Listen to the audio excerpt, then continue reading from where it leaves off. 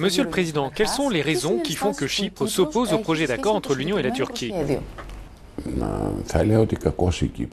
Je dirais que Chypre ne devrait pas avoir pareille responsabilité, puisque l'ouverture des 5 chapitres que Chypre avait gelés en raison du refus turc de respecter les obligations liées au protocole d'Ankara et à cause du contexte dans lequel les négociations se déroulent, ce projet n'aurait pas dû être accepté.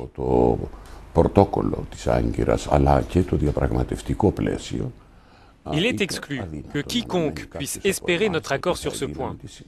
Je suis désolé de devoir le dire, mais personne ne nous a demandé si nous avions l'intention de l'approuver, et donc cette décision allait à l'encontre des règles prévues pour l'ouverture de n'importe quel chapitre. Quand vous dites que personne ne vous a rien demandé, vous parlez de responsables européens? Oui, eux-mêmes. Que demandez-vous exactement aujourd'hui?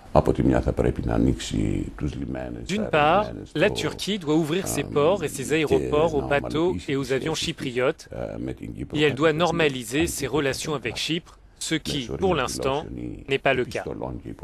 Ce que la Turquie fait, c'est faire référence à un pays non existant dans ses lettres et ses déclarations.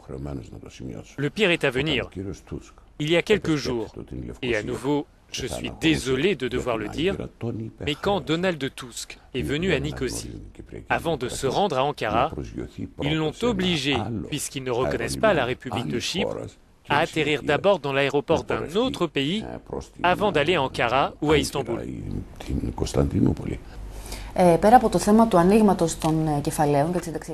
Outre l'ouverture des chapitres, les Turcs ont d'autres demandes, notamment une aide financière de plus de 3 milliards d'euros.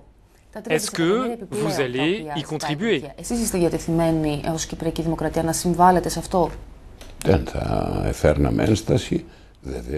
Nous ne serions pas contre, mais je dois ajouter que ce n'est pas à la Turquie que nous donnerions cet argent, mais, comme nous l'avons déjà fait, aux réfugiés accueillis au Liban et en Jordanie.